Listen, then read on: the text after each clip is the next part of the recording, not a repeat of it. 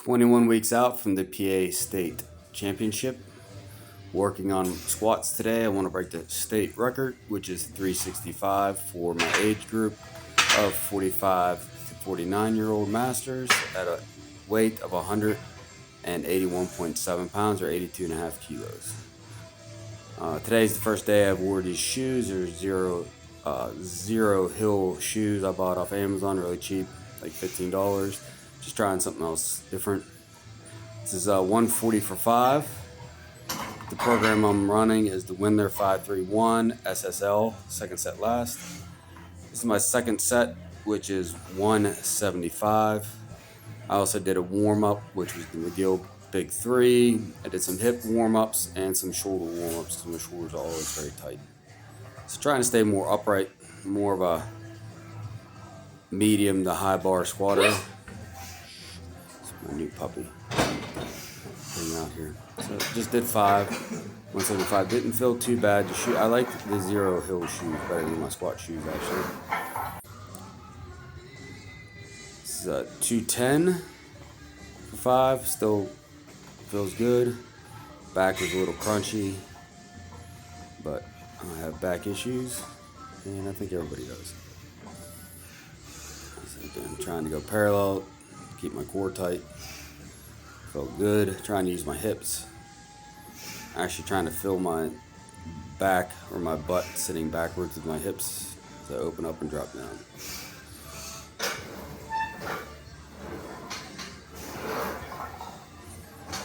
Next is my first work set of 225, which isn't much. So my training max this 4-week cycle, is 350 pounds, which is 90% of a 1 rep max is 390. So the state record's 363. So I have 3 more cycles to run through until the next powerlifting meet. So I should be able to go up 30 pounds. So hopefully I'm going to go for a 405 squat for my very last squat. So I'm going to open up at 350, which I've done before on the platform a couple times. And then go for the state record, and then go for a PR on the platform of 405. And then just keep going up from there.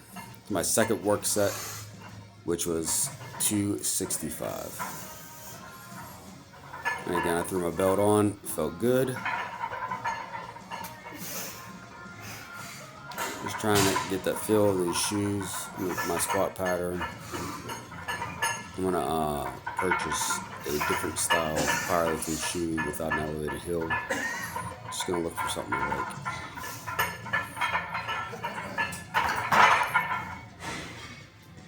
My last work set is 300 pounds, which I put on my sleeves and my belt. Now my mouthpiece in. This is my last work set. I'm gonna go for 5.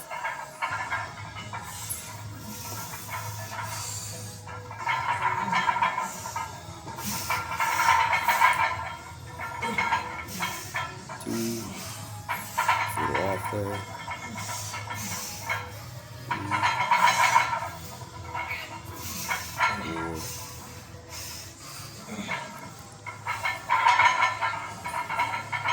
Five. So now I do the SSL, which is second set last, but I actually do my top set. I do for 3. So I do that for all weeks except for my deload week. So next week, whatever my top set is, I'll do for 3 sets of 3. My last one, I'll do 3 sets of 3. I do that for all my lifts, the bench and the deadlift also, because I just feel like it just gets me more familiar with the heavier weight. And 3 reps and 3 sets is not that much, especially when you want to move some weight.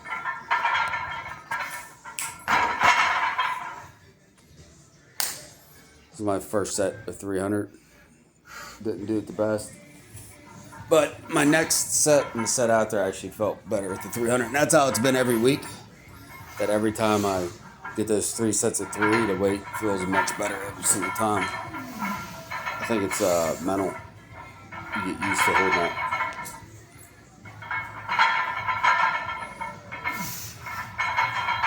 Just need to get a little lower. Drop a little lower. Don't want to leave it up to the judges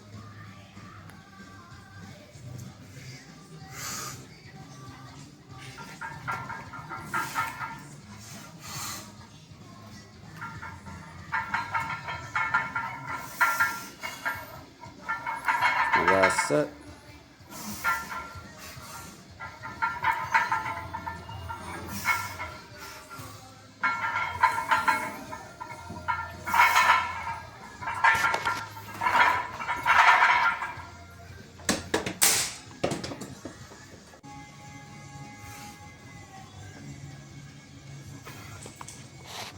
Now I do my first set of stiletto squats with 135.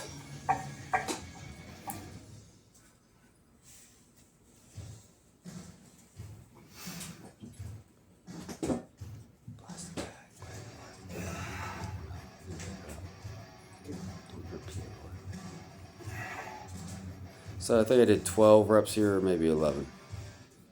I was a little tired after squatting. But again, stiletto squats help me develop more quad strength and core strength.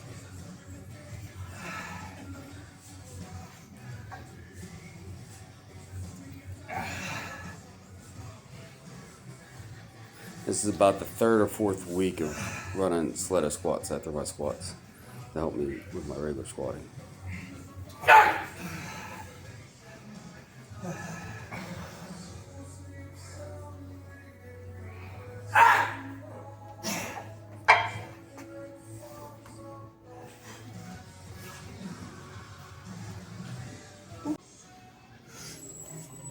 My second set of stiletto squats were 165, which last week when I did this, 165 was tough. 165 did not feel tough at all. I think I did 6 here. 2.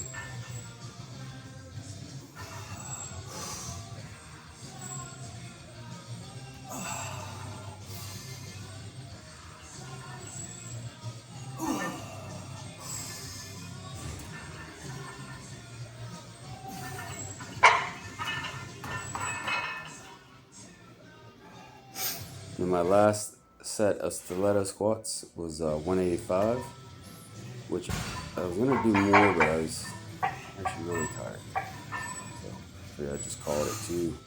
Next week, try to get about 6 to 185. I'll go to 135, then 185.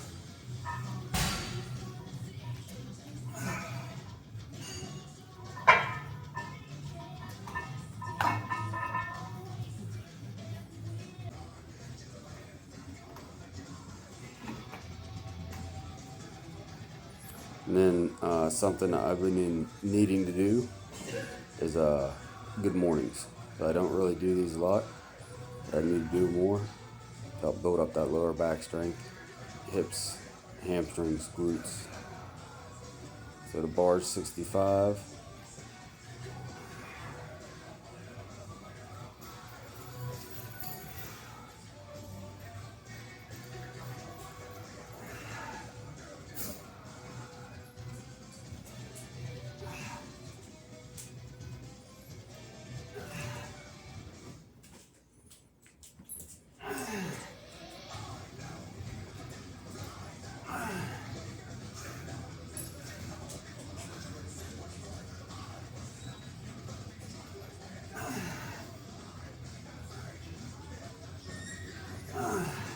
Definitely need to do more of these every week.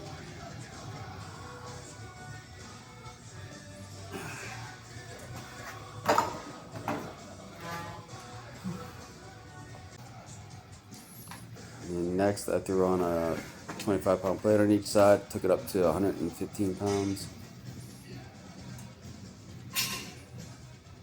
Did not feel bad. I know my form's not the best. So you work on my form a little bit. Keep my back flatter, not curve it as I go down. It's just tightening my core, keep my core tight and my back braced. Keep everything braced.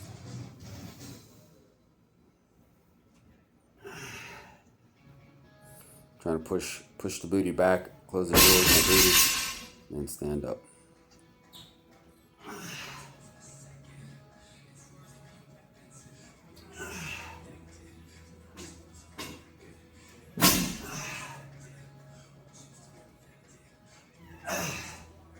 So the goal is just to have a strong squat. And to have a strong squat, you have to have strong core, and you have to have all the muscles for the squat. Strengthen the upper back, the lower back, the erectors, the hips, the abductors. All that stuff have to be strong. You get to get strong. I just do 45s on each side. Took out the 155, which wasn't bad. Again, just need, every time I do it, I know I just get stronger. Because I've done these before for weeks and weeks and weeks and got a lot stronger. Then you get out of practice doing them, you get weaker. Same thing with pull-ups. Do a lot of pull-ups every day, pull-ups will get better.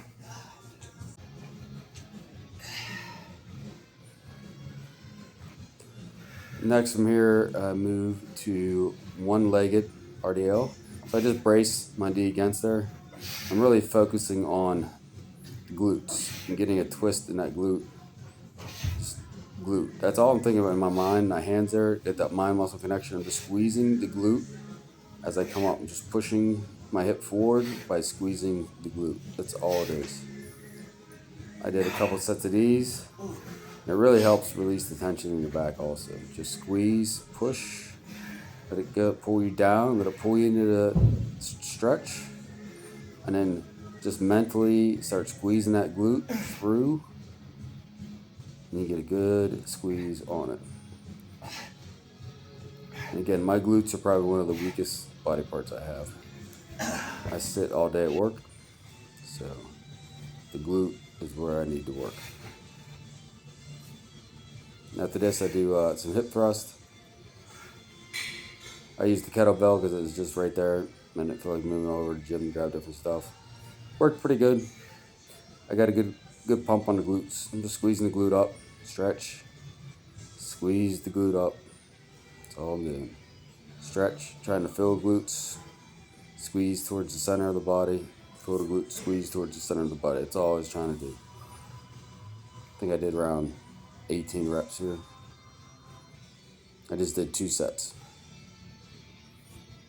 Just squeeze the glute. So that's where the hinge is. Where I'm holding the kettlebell is where the hinge is. So it's stretching down and lifting it straight up. Where the kettlebell is, I'm stretching and squeezing. It's that mind-muscle connection.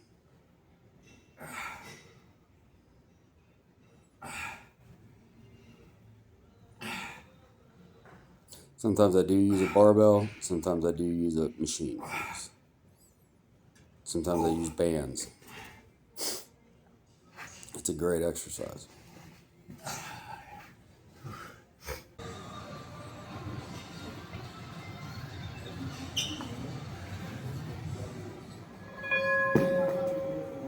So next is I call it a 3/4 hamstring curl. So again, I get my hamstring stretched out, and I come up, I flex and squeeze. I don't go the whole ways. I let them stretch out, just like a bicep curl. I'm coming in and just squeezing the hamstring. I'm not finishing it off. I'm not finishing that last 1 or 2 inches where the pad would actually touch the bottom of my glutes or my hamstrings, because then I'm losing that tension on them. So I just keep the tension on it the whole time. So I'm stretching. And then with, again, that mind muscle, I'm squeezing it with my mind, getting those hamstrings to shorten, and just squeeze and hold. And that's all you have to do to those hamstrings. A couple sets of these, and then deadlift days, I do seated hamstrings. So again, hamstrings are a muscle. If you get them really strong, it's great. The quads and hamstrings need to be in balance.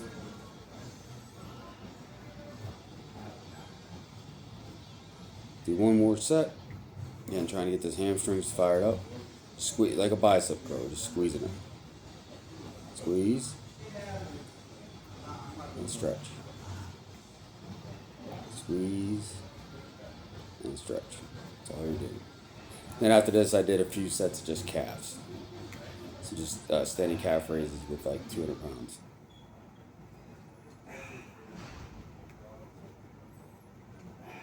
I did a few lunges just to stretch out. Nothing major, mostly just for stretch.